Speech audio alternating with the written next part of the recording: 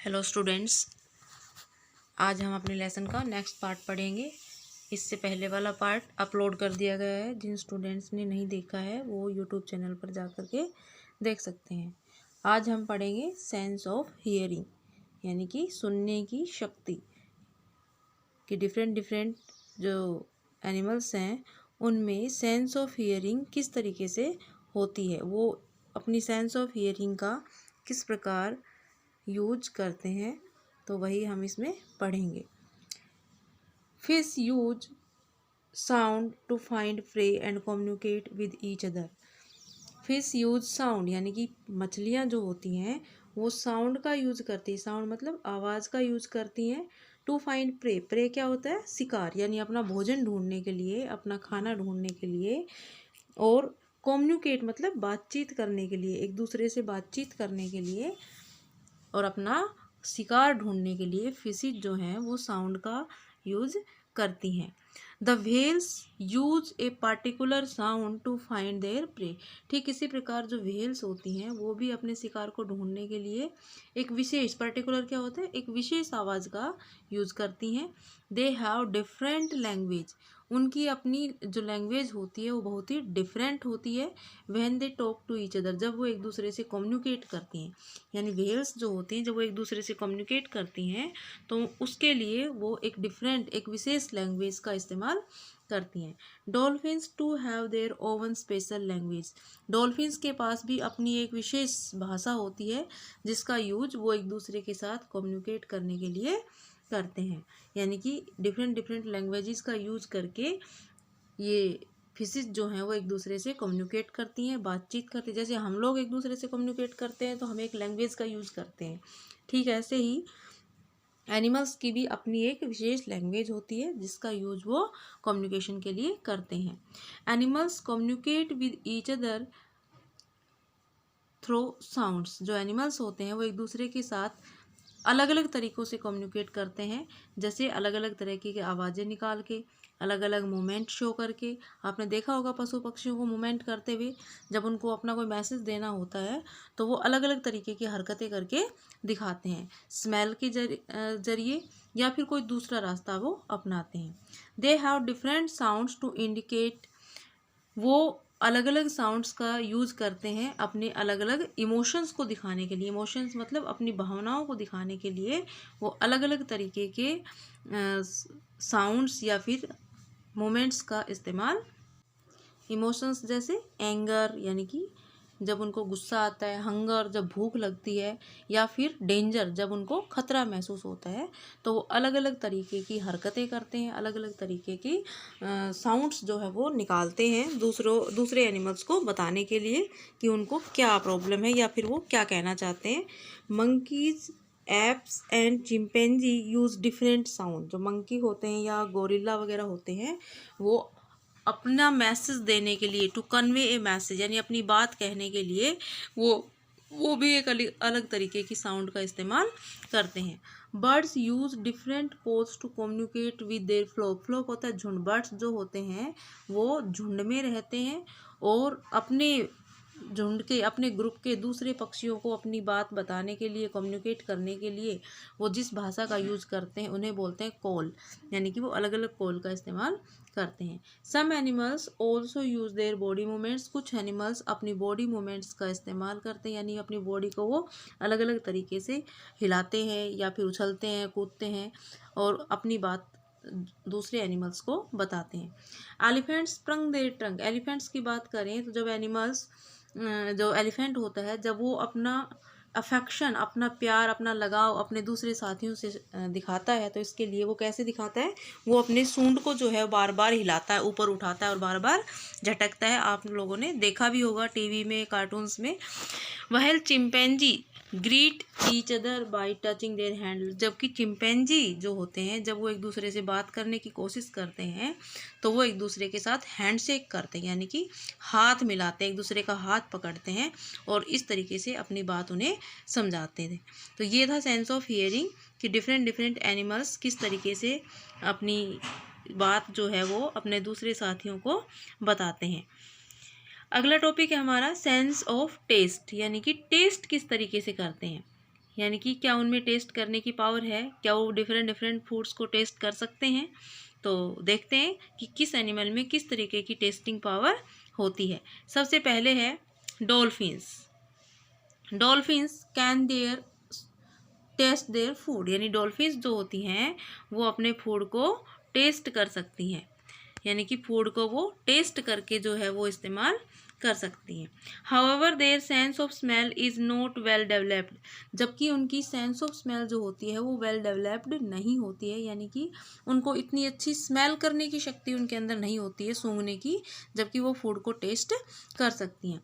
Butterflies and house flies, जो butterflies और house flies होती हैं वो अपने फीट की हेल्प से, फीट मतलब पैरों में उनके टेस्ट बड्स लगी होती हैं और उनकी हेल्प से वो फूड को टेस्ट करती हैं। When a house fly is walking on their food it actually testing it, जब कोई हाउस फ्लाई, आपने मक्खी को देखा होगा, आप जब भी खाना रखते हैं ओपन बिना ढके, तो आपने देखा होगा मक्खियाँ जो होती हैं उसके ऊपर वॉकिंग करती रहती हैं, तो एक्चुअल में उस समय वो क्या कर रही होती है, उस फूड को टेस्ट कर रही होती हैं। A butterfly also walk the leaves on which she wants to lay her egg, butterfly भी जिस पत्ते पर, लीव्स मतलब पत्तियां, जिन पत्तों पर उनको एग लेइंग करनी होती है, अंडे देने होते हैं, तो उनके ऊपर भी वो वॉकिंग करके पहले ये चेक करती हैं कि ये पत्ते जो है जब अंडे मैच्योर हो जाएंगे, उनमें से कैटरपिलर बनेंगे, यानी उनके छोटे बच्चे बनेंगे, तो उनको वो आराम से खा करके अपना पेट भर सकें। यानी बटरफ्लाइज ऐसे पत्तों पर अपने एग लेइंग करती हैं जो खाने लायक हों, जो उनका पेट भर सके। तो इसके लिए पहले वो अंडे देने से पहले उन सारे पत्तों को क्या करती हैं, चेक करती हैं। आगे है earthworm. Earthworm have taste bud on their entire body. Earthworms जो होते हैं, अर्थवर्म्स तो आपने देखे ही होंगे, उनकी पूरी बॉडी पर टेस्ट बड्स होती हैं, यानी कि वो अपनी पूरी बॉडी से अपने फूड को टेस्ट कर सकते हैं। Ants have very good sense of taste and can distinguish between sour, sweet, bitter and salty flavors. Ants के पास फूड को टेस्ट करने की जो पावर होती है वो बहुत ही अच्छी होती है, उनके पास बहुत अच्छी सेंस होती है टेस्ट करने की। वो सोर यानी कि खट्टा, स्वीट यानी कि मीठा, बीटर कड़वा, साल्टी फ्लेवर्स को आसानी से पहचान सकती हैं। इन सब टेस्ट को वो आसानी से रिकॉग्नाइज कर सकती हैं। नेक्स्ट है bees also have strong sense of taste. मक्खियों के पास भी एक बहुत ही अच्छी टेस्ट करने की जो सेंस होती है वो होती है। They have taste buds on the jaw and antenna. They taste nectar before collecting it. Bees मतलब हनी बीज जो होती है उनकी बात हो रही है। हनी बीज के पास भी टेस्ट करने की सेंस बहुत ही अच्छी होती है, वेल डेवलप्ड होती है। दे हैव टेस्ट बड्स, उनके जो टेस्ट बड्स होते हैं उनकी जात उनके जबड़े में होते हैं, मुंह के अंदर होते हैं। और एंटीना, एंटीना मतलब मक्खियों के ऊपर इस तरह से हेयर लाइक छोटे छोटे हेयर्स होते हैं, इनको हम बोलते हैं एंटीना। तो नेक्टर क्या होता है, फूलों का रस। आपने पता होगा जो मधुमक्खियाँ होती हैं वो अलग अलग फ्लावर्स का रस इकट्ठा करती हैं, उस रस को क्या बोलते हैं, नेक्टर। तो जब वो रस को इकट्ठा करती हैं तो उससे पहले वो उस रस को टेस्ट कर लेती हैं कि ये उनके कलेक्शन के लायक है कि नहीं, यानी इससे वो हनी बना पाएंगी या नहीं, और उसके बाद ही वो उसको कलेक्ट करती हैं। तो ये था sense of taste. Next topic है animal communicate with each other. अभी तक हमने यही पढ़ा है कम्युनिकेशन के बारे में। इसके अलावा और कुछ मेन पॉइंट्स हैं एनिमल्स के कम्युनिकेशन के लिए। तो क्या है वो, like human beings animals also communicate with one another. जिस तरह से हम लोग आपस में बात करते हैं ठीक ऐसे ही एनिमल्स भी एक दूसरे के साथ बातचीत कर सकते हैं, but in a different way, लेकिन वो अलग तरीके से अपनी बात करते हैं। तो सबसे पहले apps communicate bye means of symbols. Apps जो होते हैं वो अपनी बात किस प्रकार कहते हैं, अलग अलग तरीके के इशारे करके। उनको इशारे करना बहुत अच्छे से आता है, तो वो इशारों से अपनी बात दूसरे एनिमल्स को या सबको समझा देते हैं। डॉग्स का तो आपको पता ही है, dogs communicate through bark. Dogs जो है वो बार्किंग करके भौंकते हैं, हॉल्स हुकते हैं, कई बार वो अलग अलग तरीके की आवाज़ें निकालते हैं, ग्रोवल्स गुर्राते हैं, जब वो गुस्से में होते हैं तो फिर वो गुर्रा करके अपनी बात जो है वो रखते हैं, वो बताते हैं कि मुझे गुस्सा आया हुआ है। Some time they also communicate by movement of their tails, कभी कभी जब वो बहुत खुश होते हैं तो खुश होकर के वो अपनी टेल्स की मूवमेंट यानी पूंछ हिलाते हैं, यानी इससे वो अपनी खुशी जाहिर करते हैं। Birds communicate by making sounds, birds को आपने देखा होगा सुबह सुबह आप जब उठते हो तो आपने देखा बहुत सारे बर्ड्स की आवाज़ इधर उधर से आती रहती है, तो वो अलग अलग इमोशंस दिखाने के लिए अलग अलग तरीके की आवाज़ें निकालते हैं जिनको हम बोलते हैं कॉल्स या फिर songs. Ants give message by leaving trails of the chemicals, चींटियाँ कैसे करती हैं, चींटियाँ जो होती हैं वो अपने पीछे थोड़ा थोड़ा एक केमिकल जो होता है उसको रिलीज करती हुई चलती हैं, और उस केमिकल्स को स्मेल करके सूंघ के, अभी हमने पढ़ा था कि आंट्स के अंदर स्मेल करने की पावर बहुत ही अच्छी होती है, तो वो उस केमिकल को टेस्ट करती करती यानी कि स्मेल करती करती आगे वाली चींटी के पीछे पीछे ही सारी चींटियां जो होती हैं वो चलती रहती हैं एक सीधी लाइन में। क्यों? क्योंकि ये आगे वाली जो चींटी होती है ये एक स्पेशल तरह का केमिकल अपने साथ छोड़ती हुई चलती है, और उन केमिकल्स को सूंघते सूंघते बाकी की चींटियां भी उसके पीछे पीछे चलती रहती है। तो ये एक तरीके से कम्युनिकेशन का ही तरीका है जिससे वो बताती हैं कि मैं इधर जा रही हूँ, तो बाकी की चींटियां भी उसके पीछे पीछे चली जाती हैं, यानी उनको फूड का पता वो अपनी इस केमिकल से बता देती हैं। ए डॉल्फिन इन ट्रबल, जब डॉल्फिन किसी मुसीबत में होती है, ट्रबल क्या होता है, मुसीबत, makes a high whistling sound, तो वो एक बहुत ही तेज सीटी, विस्लिंग क्या होती है, सीटी, तो वो बहुत ही तेज सीटी वाली आवाज़ निकालती है, to get the attention of other dolphins, ताकि बाकी की डॉल्फिन्स का ध्यान उसकी तरफ जाए। यानी डॉल्फिन को जब किसी चीज़ से खतरा महसूस होता है तो वो एक सीटी जैसी आवाज़, बहुत तेज़ आवाज़ निकालती है, और उस आवाज़ को सुन करके बाकी जो डॉल्फिन्स होती हैं वो भी अटेंटिव हो जाती हैं, सावधान हो जाती हैं। तो इस तरीके से डॉल्फिन्स जो है वो कम्युनिकेट करती हैं। अगला है honey bee dance in a specific pattern, Honey बीज को आपने उड़ते हुए देखा होगा, तो वो एक स्पेसिफिक पैटर्न, एक विशेष तरीके से इधर उधर मूवमेंट करती है जिसको बोलते हैं dance, to guide the other bees in the direction of food. तो क्यों करती हैं वो ऐसा? ताकि बाकी की बीज को भी फूड की डायरेक्शन का पता चल जाए कि उनको किस डायरेक्शन में जाना है, जहाँ से उन्हें नेक्टर मिलेगा यानी कि फूलों का रस मिलेगा, और इस तरीके से वो बाकी की अपने ग्रुप के बाकी मेंबर्स को भी फूड का पता बता देती है। तो यहाँ पर हमने देखा अलग अलग एनिमल्स का एक दूसरे के साथ कम्युनिकेट करने के तरीके। आगे है फीमेल ग्लोवर्म्स। ग्लोवर्म्स क्या होते हैं, जुगनू। जुगनू आपने सभी ने देखे होंगे, रात के समय उनमें लाइट जलती हुई नजर आती है।